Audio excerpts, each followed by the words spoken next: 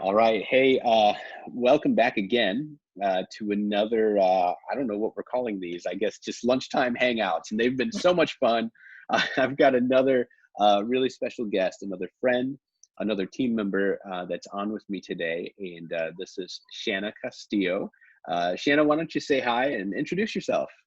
Hi, everybody. So as Pastor Cisco said, I am Shanna Castillo, and we live in O'Fallon, and we started in Wentzville Element location, and we've kind of hung out in both Wentzville and Warrenton. We're from Jonesburg, so we're happy to be with all the locals, and it's myself and my husband and my little guy, he's 6, and home. So it's been pretty entertaining, but yeah, so I'm happy to be here with you guys. All right, awesome. And Shanna is, like I said, a team member as well. And so there's a couple of different areas that Shannon has served in before. And one of the coolest things that I love about Shanna serving at the Warrenton campus, and when we are meeting, is occasionally you'll see her on platform. Tell us a little bit about how long maybe you've been singing, Shanna, and some of your background with that. Well, I tell you what, Pastor Cisco, I've probably been singing since I was very, very little. It was actually my dream when I was small to grow up and be a professional singer.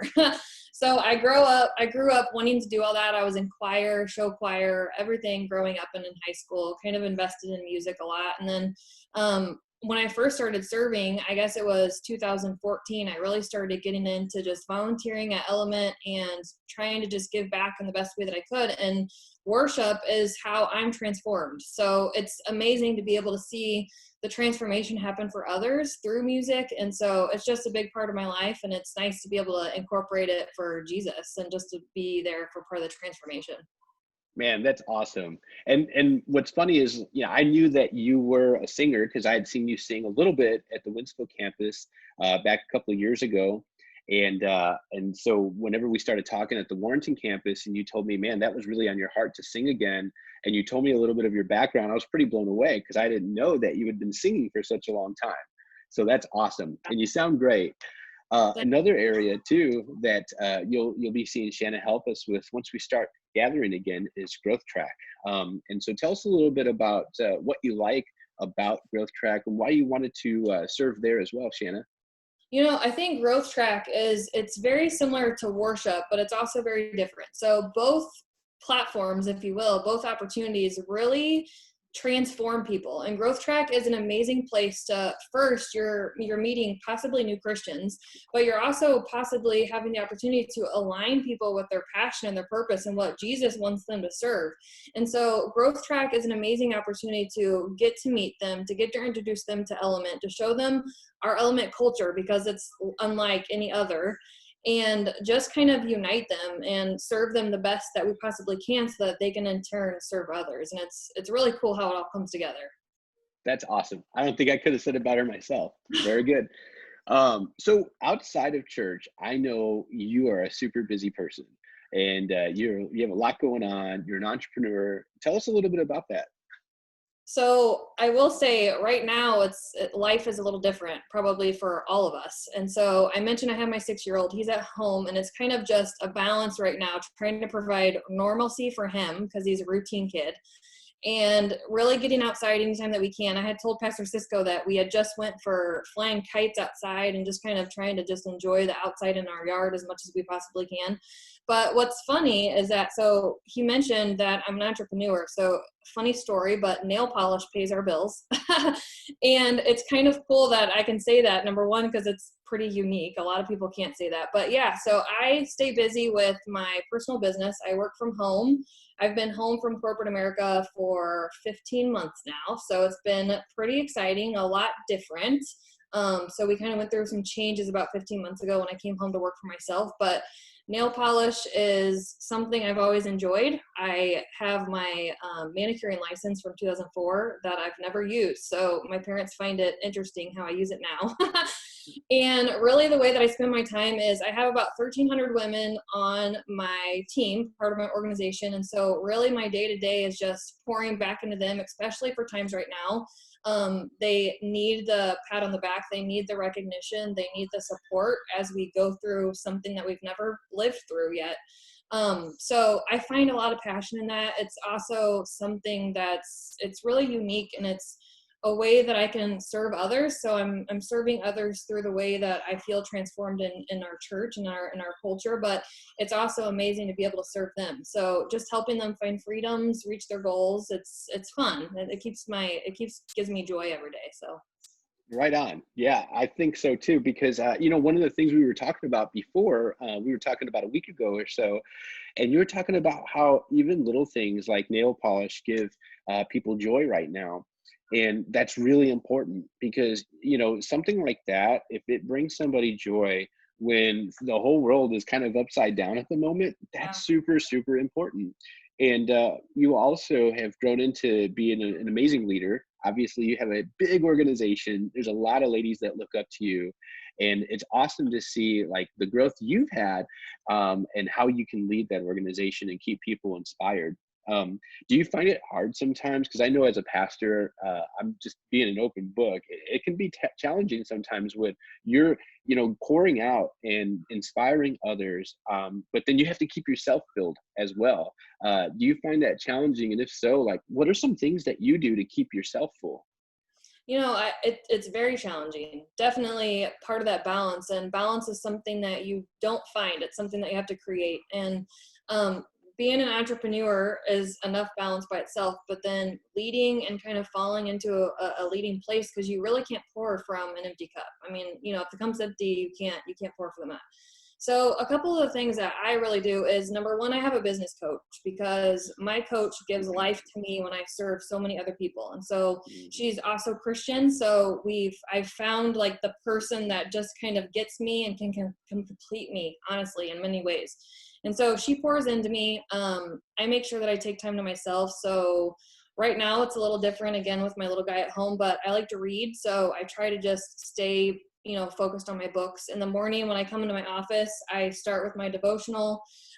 That's really important to me to keep a little bit of consistency. And that's really the best thing that you can do as a leader and as an entrepreneur, is just making sure that cup is full. And it is something that you create. It's not something that you can find. And so I want to encourage anybody that's watching this message, if you are a leader and you do have to create that balance, and just find someone that can pour into you. I meet with Pastor Cisco regularly too. So just finding someone that's really invested in your heart and your culture and your mindset, because that's so important. Absolutely important. Man, that is a good word. That's really good encouragement right there. Very cool. I imagine that you know, dealing with all the people in your organization, there are times even outside of what's happening right now with COVID that, you know, you deal with people maybe going through stuff in life. They're stressed. They're hurting.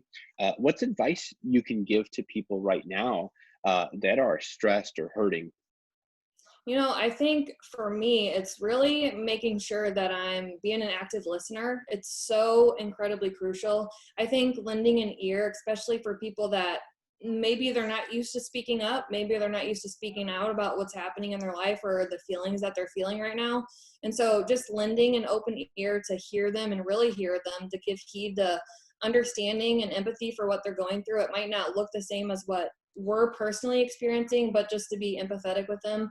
I also think that we are vessels of Christ, and the best way to kind of serve people is to be a light. Like, if you scroll through social media, there's so much negativity, the media, social media, just the way people are feeling right now. And it's, number one, it's quick to get kind of caught up in that. But when you're a light for the world and just kind of serving social platforms as best as we can, like we are with Element, we're trying to just be active and be present as best as we can. It goes a long way. I mean, with positivity, to leading them to Christ, to telling them that it's okay to kind of be a little worried right now, for the normal to feel a little different, but God's got this. And Yeah. it's okay that it doesn't look the same, but it's not a surprise to him. He knows what's going on. And I think that being a light in a little bit of ways, a little by a little, a lot, a little becomes a lot. So I think that just being a light and being positive and leading them to the resources that we have is huge stepping stones for everybody in the community. Right on. Well, thanks for sharing that. And hey, I got a couple of bonus round questions, some Okay, rapid fire. You ready? I'm ready. All right, here we go. Coffee or tea? Tea. All right. Early riser or night owl? Probably night owl. I like to Okay. get my sleep, so it's not you don't get much of that with a little person around, but Oh, I bet. Yeah. What's your current favorite show? so interestingly enough, I don't watch TV. And I don't watch TV because I choose to read or I choose to serve the team in those times and spaces. So I don't have a current TV show. All right. Yeah, I can relate. I went through a long period with no TV. So that leads to my next question then. What's your favorite book? I read a lot of fiction because that's kind of how I fill my cup. But if I could come up with just a platform author, it would be John Maxwell. Anything I've read by John Mm, Maxwell is super inspiring, not only because he connects Christ with work, and so it's really nice. I'm actually reading this one right now. So this one is by a woman named Bianca Olhoff, and I oh do yeah. a small group series on Propel, and she's one of the women in Propel. So I've kind of like clung to her, and it's an interesting title, but this is a really good one if you guys want to read it. So it's called How to Have Your Life Not Suck by Bianca That Olhoff. And so it's an incredible, yeah. it's kind of a funny name, but it's actually very entertaining and very good. That's her newest one, I think, It right? is the newest one, Yeah. yeah. Yeah. I heard her in a podcaster interview not too long ago, and she's got some really, really good message out there, good message that she's She's bringing. very lighthearted. She kind of connects with like Hmm. our age group, and they're lighthearted. She's fun. She's very real, kind of like Pastor Eric. And so I read Yeah. this, I have it sitting on my desk in here because I read it after my devotional every day. I'll read a Right chapter of it. on. Pretty good. Yeah. And a lot of positivity too. Very She much. likes Yeah. to cast that.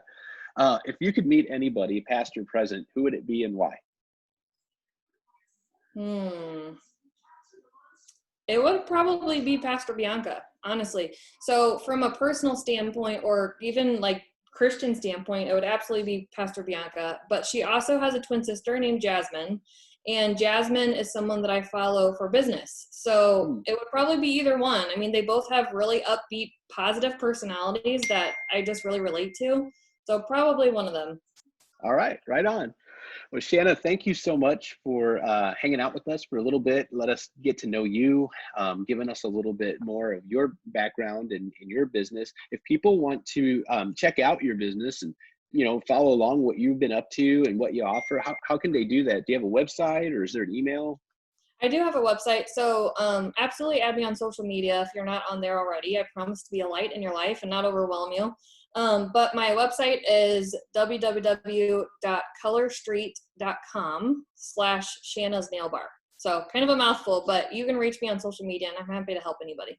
Right on. And we can put a link in the comments whenever we play this later in our watch party. So awesome. Well, thank you so much, Shanna, and we'll talk soon. Thank you. See you guys.